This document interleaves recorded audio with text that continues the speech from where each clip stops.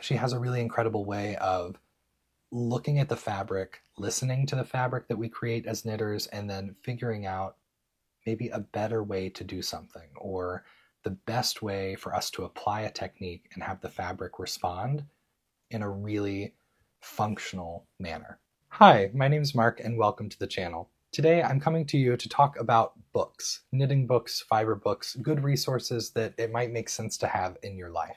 I'm still in the process of revamping my crafting space. I have a sort of new setup behind me, but I'm putting the final details together. I'm putting everything away, organizing, trying to make it look good, but also be a really functional space. So as I go through these finishing touches, I thought I'll take a minute to just walk through the books I have and hopefully hear from you. What are your must-have, go-to knitting, crochet, fiber books? So let's get into it.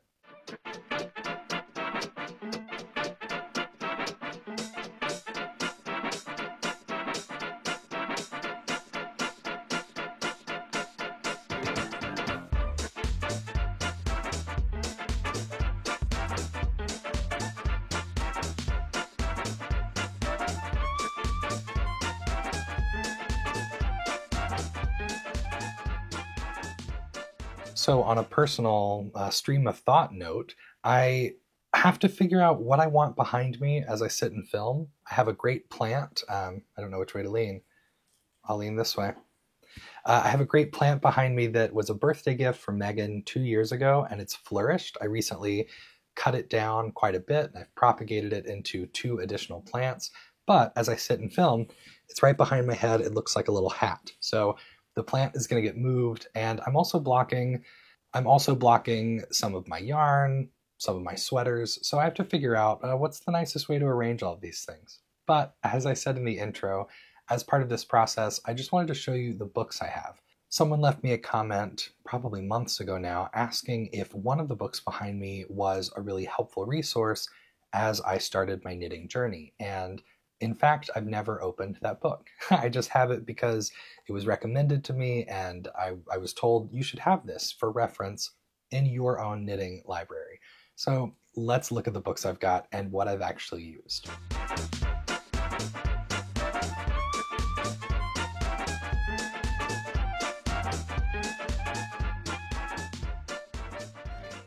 Okay, let's crack into the books. I never know the best order for sort of keeping you engaged, keeping you excited about what we're doing. So we're going to start with books that are maybe borrowed, passed down, random books. These are mostly not related to knitting or crochet, so let's take a look. First, I have a book on loan to me from a friend, Jim. This is Inca Knits, and Jim loaned this book to me because in it there are a lot of cat patterns. So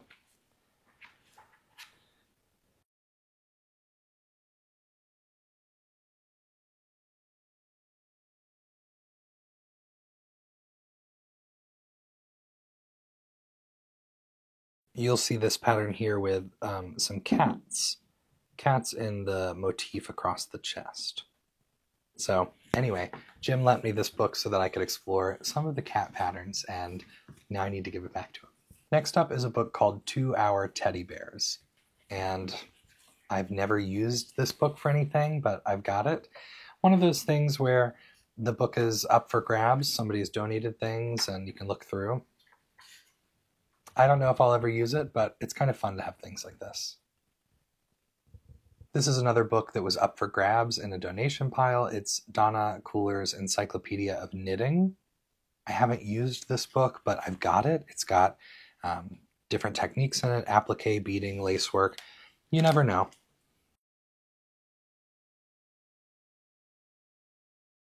Next is a vintage sweater magazine with patterns that was sent to me. This is really fun. I showed this in a previous video. I love looking through stuff like this. Look at those models. I said the same thing the last time we looked through it. Stuff like this is fun. I haven't done a reconstruction of a vintage knit pattern. I don't know if I would, but I might take something from it. I might take a cable pattern or the idea of it and then use it in a modern context. Next up is a needlework treasury. This is another book that I've not yet used, but it was in a donation pile, and I thought, you never know. And I don't know how much of this is still accurate. I mean, some of these things may be really outdated, but I imagine a lot of it is still accurate. Maybe the names of these different stitches, you could take inspiration from some of the things here as well.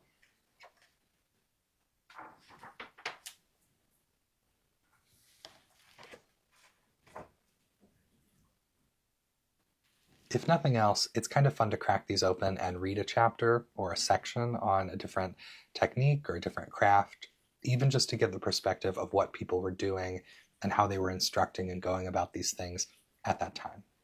Here's another teddy bear book. This is the Teddy Bear Craft book. Pretty jaunty guys here. He's excited.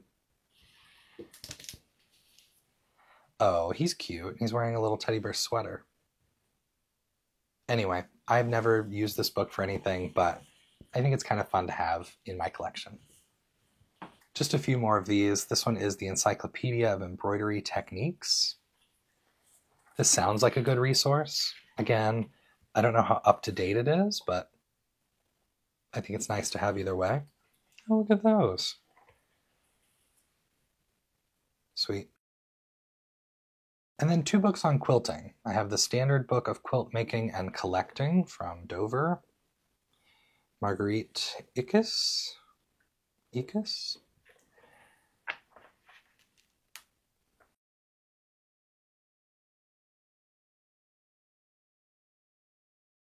And the last book in this section is Identification and Price Guide, Quilts, the first and only guide to affordable 19th and 20th century quilts. Interesting.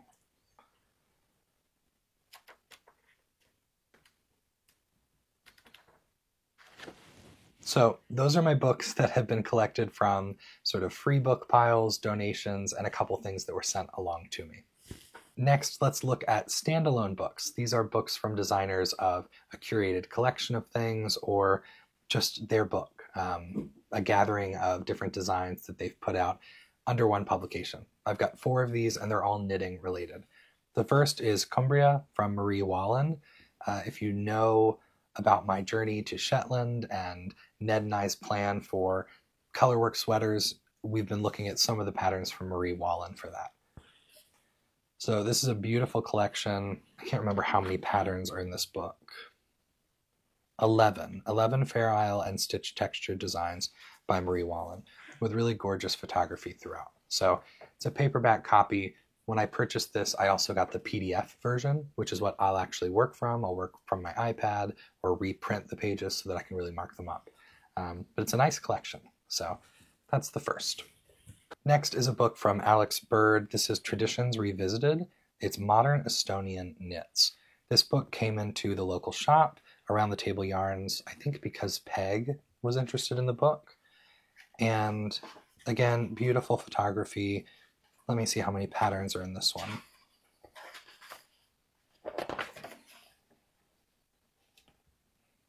There are 19 different patterns in this book, and it covers specific techniques, things like knitted fringe, knitted braids, bobbles. I bought this book for 2 patterns for 2 reasons specifically. This was one, and the other is this from the cover of the book.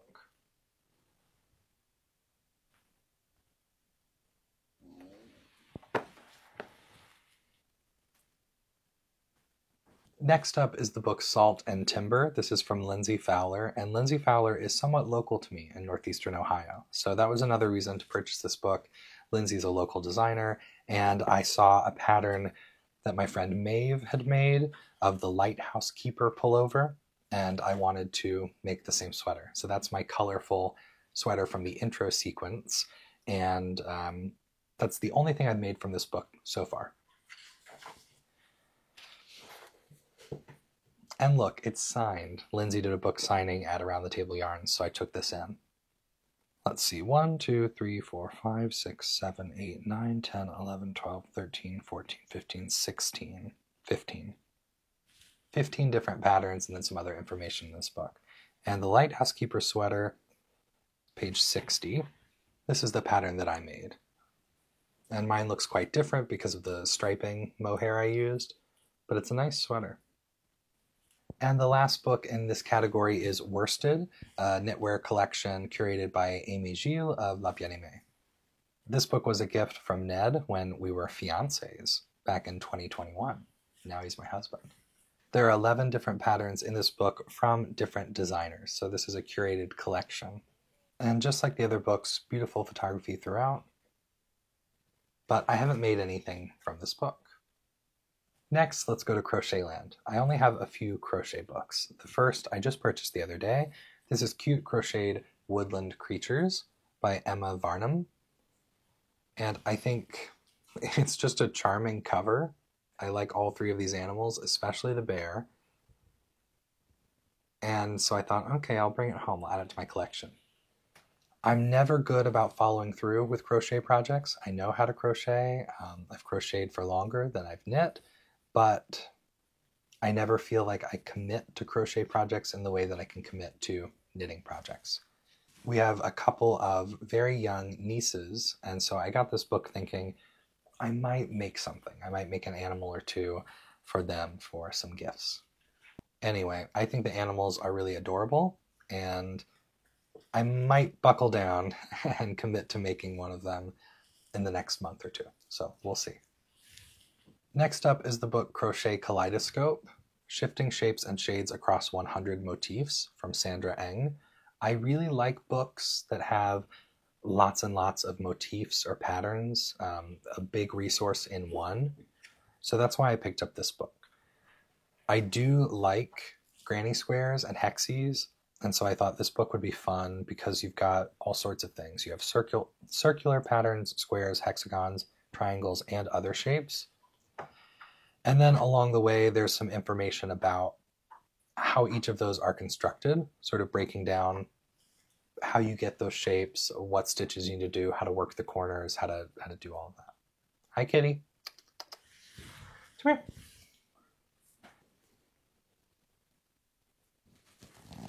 You're so pretty.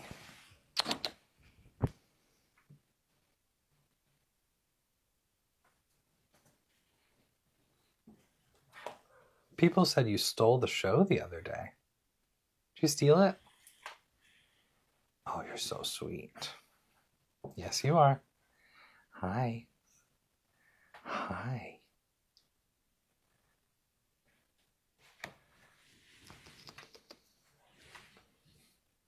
Hi, baby. So all three of our cats are very, very cuddly, very, very friendly. Gus especially. He's like a dog. You call his name and he comes. So he doesn't like to be away from us for too long. So that's Crochet Kaleidoscope. The next book is Hello Hexie, similar to the Kaleidoscope, 20 easy crochet patterns from Simple Granny Hexagons. I feel like hexagons are really popular right now. Maybe they're not, maybe I'm misinformed, but I like them. I think it's a nice modern look versus a granny square. Granny squares are also super popular right now, but I like the hexies. So I picked up this book, 20 different patterns for hexies. I have plans of doing a hexie bedspread, a large blanket that could go on our bed, and I have some of the yarn, and when I sat down to start this project like a year and a half ago, I wasn't on the right hook size. Like my tension wasn't working out, so the hexies were buckling a little bit. So I think I'll pick it back up, and it's something that I dream of doing while I'm sitting at home, like having it in a basket downstairs so that when I need a break from some of my knitting, I can pick up a hexagon and do a little bit of it, move on, and then bit by bit have this project come together. Now let's look at the same category for knitting. So these are sort of resource books for different knitting patterns and stitch combinations. The first is a pretty new book, The Doodle Knit Directory from Jamie Lomax.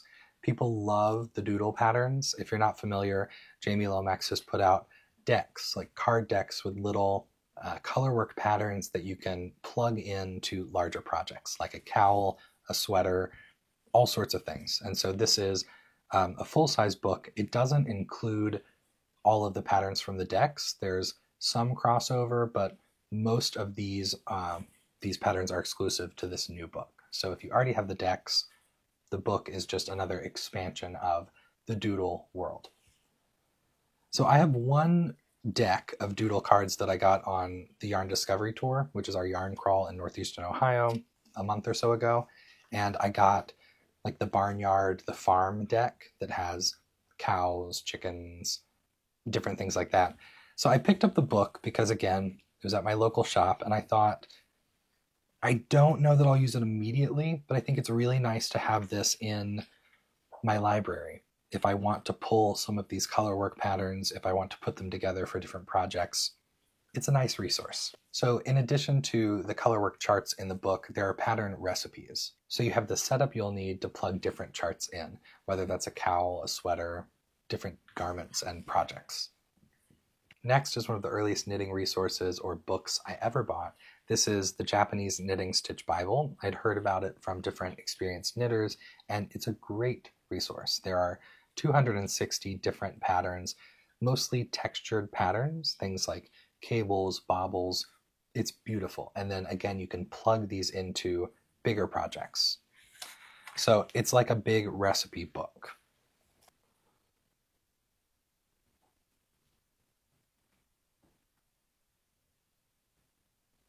My copy of the book came bound like a normal paperback book, but then I took it to a local copy store and had the book spiral bound, and I added sort of the foggy cover just to give the book a little more life, and so that as I use it, I can just prop it open and it will sit nicely as I use it. The next two books work together as a set. It's The Knitted Animal Friends by Louise Crowther and Knitted Wild Animal Friends. These books are really cute. A lot of people in my area make these knitted animal friends, and they carry the yarn needed for the bodies of the animals and the clothing at the local shop where I work around the Table Yarns. The animals are, I think, really, really cute. They're pretty large by the time they're finished. I have one that I've made. I never gave it an outfit, but I did make the body of the animal and put it all together. And they're pretty big. Something really nice about these books is that the outfits, I think, are really vibrant, really creative. So it's not just like a simple dress or a simple shirt for the animal to wear. It's like modern day clothing people would wear.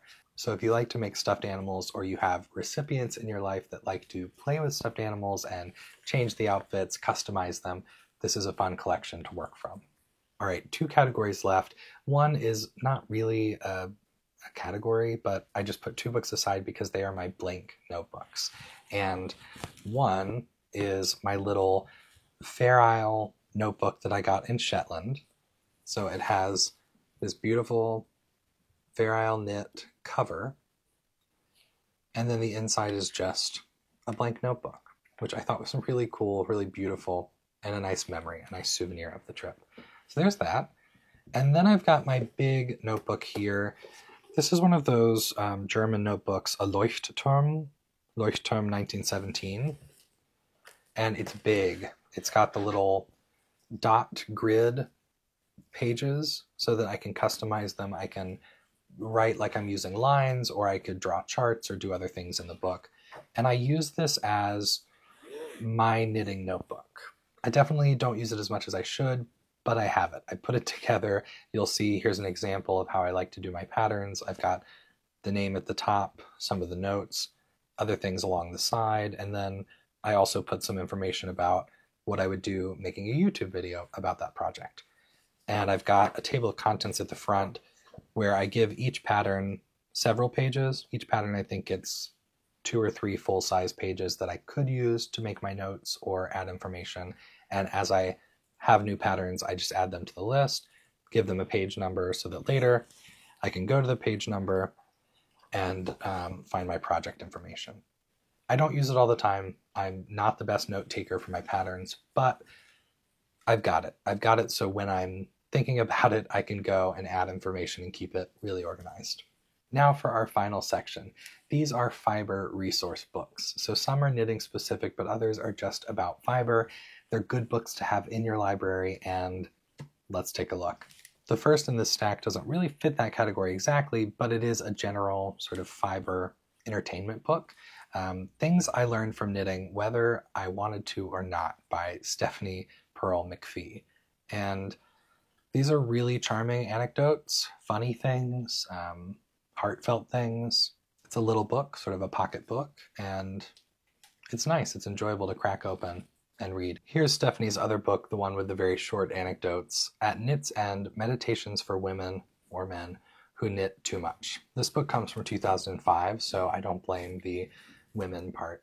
So you have very short anecdotes, and they're either things that make you laugh out loud or head scratchers. I think it's nice. It's nice to crack it open, get a little bit of, I don't know, fiber inspiration or something that makes you think or laugh or entertains you, something you relate to, and then you go on with your day. So that's the other book from Stephanie Pearl McPhee. Now, this is the book that a viewer asked me about, The Principles of Knitting, Methods and Techniques of Hand Knitting from June Hemmons Hyatt. And it's like a knitting Bible. It's huge. It's like an encyclopedia, all sorts of information in here. And someone asked me if this book was really important to me as I was beginning my knitting journey. And the truth is, I've never read anything from this book. I purchased it because it's the knitting Bible. It was recommended that I have it in my library. At some point, I might spend a little bit more time with it, or it'll be passed down to another knitter at some point. So that's that. Unfortunately, I haven't leaned on it, but it's the knitting Bible. Next is a book that I have used quite a bit. This is Patty Lyons' Knitting Bag of Tricks, over 70 sanity-saving hacks for better knitting, with illustrations by Franklin Habit. The illustrations in here are great, just to kind of give you a more tangible idea of what you're supposed to do from the written instructions. But it's a lovely book, a great resource. And what's nice about this is that it's not a beginning how to knit book, but it's a how to do things better, or how to make sure you know maybe the most efficient or the most finished, the most beautiful way to do something, to do a technique that you might use all the time as an experienced knitter. So when I first got this book, I would read it in bed at night and then get to a stopping point, put my bookmark in, and then move on. Some of the techniques that Patty instructs might be the way you're already doing things, or it might be completely different, or just a more efficient way or a different way. And it's not to say that you need to do everything the way Patty Lyons does it, but if you have spent time watching Patty's tutorials, listening to her talks, if you've ever worked with her in person, you'll know she's an incredible authority on knitting. She has a really incredible way of looking at the fabric, listening to the fabric that we create as knitters, and then figuring out maybe a better way to do something, or the best way for us to apply a technique and have the fabric respond in a really functional manner. So I'm a big fan, Knitting Bag of Tricks, and there's also a workbook component to this book. I don't have the workbook, but I'll pop some footage of it here. It's nice. So if you're someone who is looking to build your skills and you don't just want to read about them, but you want to maybe break some of these things down and achieve them and memorize them and have them absorbed into the way you craft on a regular basis, then having the workbook is a really nice way to implement these techniques. And our final book of the day is The Knitter's Book of Yarn. So this book is a wonderful resource, The Ultimate Guide to Choosing, Using, and Enjoying Yarn by Clara Parks.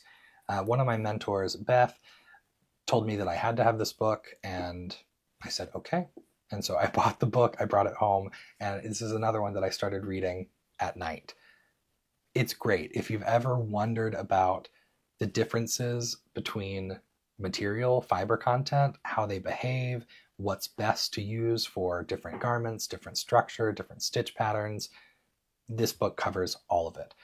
Really everything from how things are grown or harvested, spun, how they turn into the fiber we use, and then again, how they react to the different techniques we apply.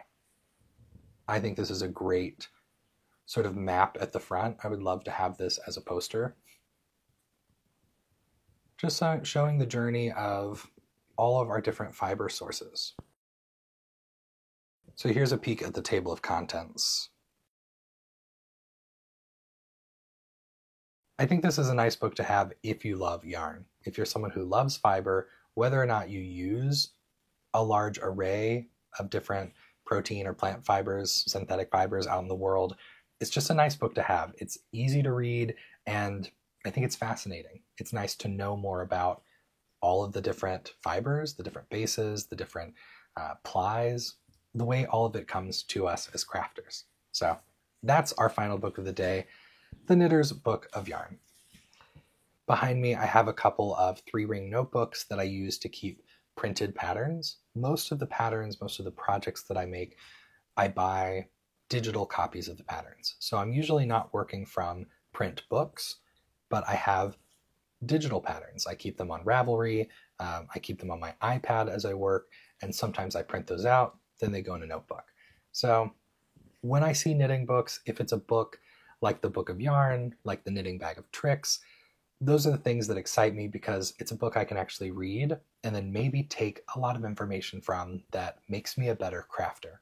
I also like to invest in books like the Woodland Crochet Creatures, the Knitted Animal Friends, things like the Japanese Knitting Stitch Bible, because all of those give me the ability to make lots of different motifs, to put different patterns together, and for the crocheted animals and the knitted animals, it's a good book to draw from when I want to make a gift. So I don't have to go out and then peruse Ravelry trying to find the perfect stuffed animal pattern.